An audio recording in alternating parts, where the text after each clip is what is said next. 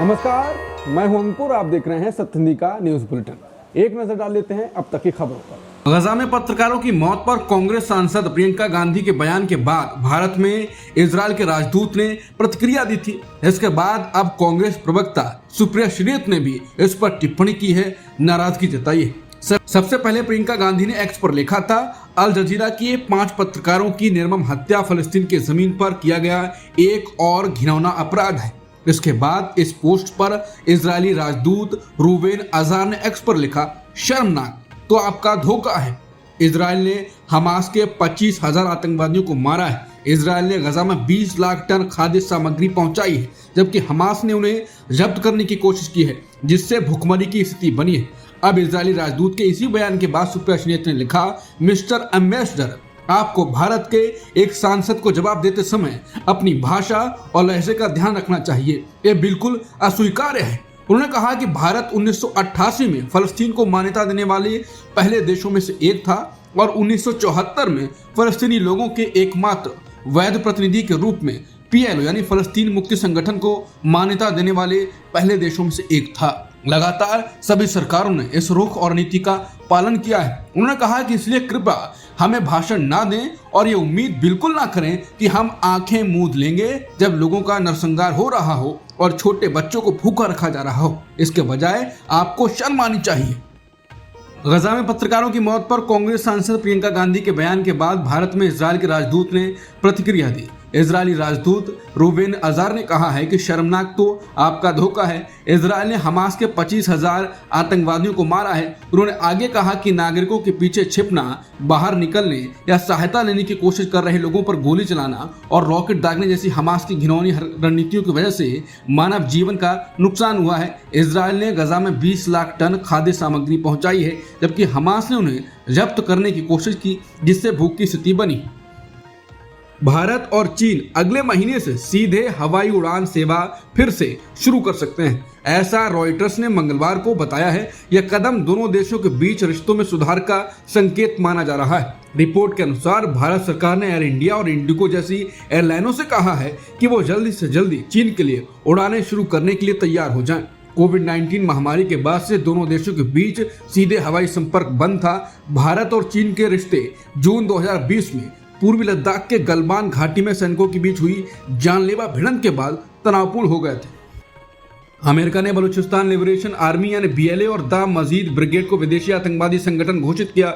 इसके बाद पाकिस्तान ने इस फैसले का स्वागत किया है। अमेरिका के इस कदम को पाकिस्तान को खुश करने वाला बताया जा रहा है। पाकिस्तान के विदेश मंत्रालय ने कहा है कि पाकिस्तान ने 18 जुलाई 2024 से ही मजीद ब्रिगेड को आतंकवादी संगठन घोषित कर रखा था। बयान में कहा गया है कि पाकिस्तान में जाफर एक्सप्रेस हमले से लेकर खुशदार बस हमले समेत अन्य आतंकी हमलों में भी BLA और मजीद ब्रिगेड का हाथ रहा।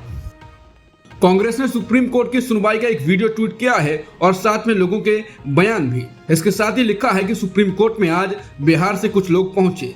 चुनाव आयोग ने SIR के नाम पर इनके वोट काट दिए हैं। यहां तक कि जिंदा लोगों को मृतक बता दिया है और वोटर लिस्ट से नाम काट दिया। चुनाव आयोग और बीजेपी के इस वोट चोरी के खेल में 65 लाख नाम कटे हैं और दादागिरी ऐसी कि चुनाव आयोग कहता है हम ये नहीं बताएंगे कि किससे नाम कटे हैं और ये भी नहीं बताएंगे कि नाम क्यों कटे हैं। लेकिन चुनाव आयोग और बीजेपी याद रखे, ये वोट चोरी का खेल ज्यादा दिन चलने वाला नहीं है, क्योंकि जनता सच जान चुकी है।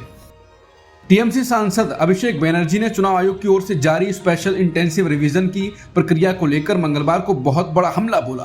बनर्जी ने कहा कि अगर चुनाव आयोग कहता है कि मतदाता सूची में गड़बड़ियां हैं तो प्रधानमंत्री नरेंद्र मोदी को इस्तीफा दे देना चाहिए और लोकसभा को भंग कर दिया जाना चाहिए। अभिषेक बनर्जी TMC के महासचिव हैं और ममता बनर्जी के बाद पार्टी में सबसे ज्यादा दबदबा रखने वाले माने जाते हैं। न्यूज एजेंसी PTI के अनुसार TMC नेता ने कहा कि चुनाव आयोग चुनिंदा तौर पर नहीं कह सकता है कि कुछ राज्यों में वोटर लिस्ट सही है, जैसे कि गुजरात, उत्तर प्रदेश, मध्य प्रदेश, लेकिन पश्चिम बंगाल, बिहार या तमिलनाडु में नहीं है। उन्होंने कहा कि अगर वोटर लिस्ट का SIR होता है तो ये पूरे देश में होना चाहिए और पहला कदम प्रधानमंत्री और उनकी कैबिनेट का इस्तीफा होना चाहिए और लोकसभा को भंग किया जाना चाहिए। सुप्रीम कोर्ट ने मंगलवार को भारतीय चुनाव आयोग की इस दलील पर मोहर लगा दी कि आधार को भारतीय नागरिकता के सबूत के रूप में स्वीकार नहीं किया जा सकता है। सुप्रीम कोर्ट ने कहा कि चुनाव आयोग अपनी जगह सही है कि आधार कार्ड को नागरिकता के प्रमाण के रूप में स्वीकार नहीं किया जा सकता है। कोर्ट ने स्पष्ट किया कि आधार कार्ड की प्रामाणिकता की जांच करना अनिवार्य है। चुनाव आयोग अदालत में कह चुका है कि आधार को नागरिकता के सबूत के रूप में स्वीकार नहीं किया जा सकता है। दो प्रमुख अदालतों की एक ही दिन में एक जैसी टिप्पणी आई है। बॉम्बे हाईकोर्ट ने मंगलवार को ही एक अन्य मामले में भी यही टिप्पणी की है। बॉम्बे हाईकोर्ट ने कहा कि केवल आधार कार्ड, पैन कार्ड या वोटर ID जैसे दस्तावेजों का होना किसी व्यक्ति को भारत का नागरिक साबित नहीं करता है। बिहार में वोटर लिस्ट के रिवीजन यानी SIR से जुड़े मसले पर सुप्रीम कोर्ट में आज अहम सुनवाई हुई। सुप्रीम कोर्ट में जस्टिस सूर्यकांत ने कहा कि आधार को निर्णायक सबूत के तौर पर स्वीकार नहीं किया जा सकता है। चुनाव आयोग का कहना सही है, इसे सत्यापित किया जाना चाहिए। अदालत ने चुनाव आयोग की दलीलों को सही माना है। इससे पहले जस्टिस सूर्यकांत और जस्टिस जॉय माल्य बागची की बेंच के समक्ष याचिकाकर्ताओं के वकील कपिल सिब्बल ने कहा कि SIR के दौरान संवैधानिक प्रावधानों को खुलेआम दरकिनार कर BLO और अन्य संबंधित मतदाता निबंधन से जुड़े अधिकारियों ने मनमानी की है। वहीं अभिषेक मनु सिंघवी, प्रशांत भूषण और योगेंद्र यादव ने भी सवाल उठाए। सुप्रीम कोर्ट में योगेंद्र यादव ने भी अपनी दलीलें पेश की।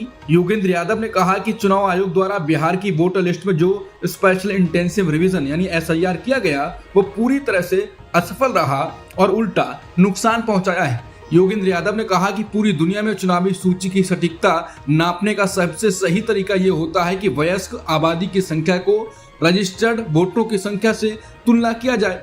वो चेतावनी देते हैं कि जब वोटर सूची बनाने की जिम्मेदारी सरकार से हटकर सीधे आम नागरिकों पर डाल दी जाती है तो वोटर सूची का सही और पूरा आंकड़ा खो जाता है। यादव कहते हैं कि जिन लोगों को वोटर लिस्ट से बाहर किया जा रहा है वो आम तौर पर गरीब और हाशिए पर रहने वाले लोग होते हैं। उनकी संख्या मतदाता आबादी के लगभग चौथाई तक पहुंच सकती है। योगेंद्र यादव ने कहा कि कानूनी आदेशों में बदलाव प्रेस रिलीज के माध्यम से किया जा रहा है। उन्होंने कहा कि कम से कम नोटबंदी के दौरान तो RBI ने नोटिफिकेशन जारी किए थे, लेकिन चुनाव आयोग ऐसा नहीं कर रहा है। यादव ने बताया यह भारत के इतिहास में सबसे बड़ा मताधिकार हरण यानी वोटिंग से वंचित करना हो सकता है और शायद पूरी दुनिया की किसी भी लोकतंत्र में ऐसा बड़ा मामला नहीं हुआ है। उनका कहना है कि ये वोटर सूची का संशोधन नहीं बल्कि वोटरों पर जिम्मेदारी में एक बहुत बड़ा बदलाव है। उन्होंने कोर्ट में एक महिला को पेश किया जो दावा कर रही थी कि उसे ड्राफ्ट वोटर लिस्ट में मृत घोषित कर दिया गया है। इस पर चुनाव आयोग की ओर से पेश वरिष्ठ वकील राकेश द्विवेदी ने कहा ये सब नाटक है जो टीवी के लिए ठीक है लेकिन कोर्ट के लिए नहीं। जज बागची ने कहा कि यादव जी ने बहुत अच्छा विश्लेषण प्रस्तुत किया है, चाहे कोर्ट उससे सहमत हो या ना हो। इसके बाद कोर्ट ने आज की सुनवाई समाप्त कर दी। योगेंद्र यादव ने कहा कि अपील करने के लिए पर्याप्त समय नहीं है। 30 सितंबर को सूची अंतिम कर दी जाएगी। चुनाव की घोषणा तक अपील प्रक्रिया पूरी नहीं हो पाएगी जिससे उम्मीदवार भी बाहर हो सकते हैं। उन्होंने कहा कि खास कुछ सामाजिक आर्थिक समूहों के वोटरों को बाहर करने की चिंता है। हटाए गए महिला वोटरों की संख्या पुरुषों से अधिक है जबकि महिलाओं की मृत्यु दर पुरुषों से अधिक नहीं है और अधिकतर प्रवासी मजदूर पुरुष होते हैं, इसलिए महिलाओं की ज्यादा संख्या में हटाने की बात समझ से परे है। यादव ने कोर्ट में 2 लोगों को पेश किया जिन्हें मृत घोषित कर ड्राफ्ट वोटर लिस्ट से बाहर कर दिया गया था। चुनाव आयोग के वकील ने कहा ये क्या नाटक है। कोर्ट में जज सूर्यकांत ने कहा कि प्रक्रिया में कुछ गलतियां हो सकती हैं लेकिन इसके सुधार के लिए विकल्प मौजूद हैं। द्विवेदी ने कहा कि यादव को कोर्ट में नाटक करने के बजाय उन दोनों लोगों की मदद करनी चाहिए कि वो फॉर्म भरकर पुनः लिस्ट में आए। सुनवाई कल भी जारी रहेगी। मंगलवार को सरकार पर आरोप लगाया कि उसने नेशनल स्पोर्ट्स गवर्नेंस बिल 2025 यानी राष्ट्रीय खेल शासन विधेयक 2025 को लोकसभा में जबरदस्ती पास करा दिया है।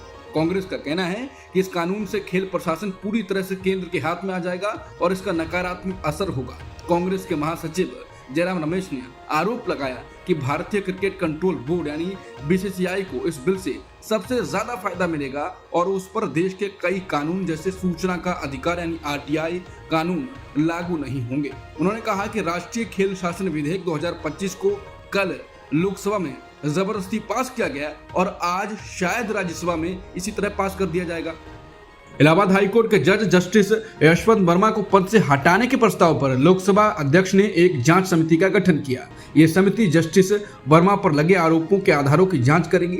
लोकसभा अध्यक्ष ओम बिरला ने मंगलवार को सदन की कार्यवाही के दौरान बताया कि न्यायाधीश जांच अधिनियम 1968 की धारा 3 के उपधारा 2 के तहत जस्टिस यशवंत वर्मा को पद से हटाने के अनुरोध के आधारों की जांच करने के लिए 3 सदस्यों वाली समिति का गठन किया गया है। अब तक की खबरों में इतना ही। बाकी खबरों के लिए बने रहिए सत्य हिंदी के साथ।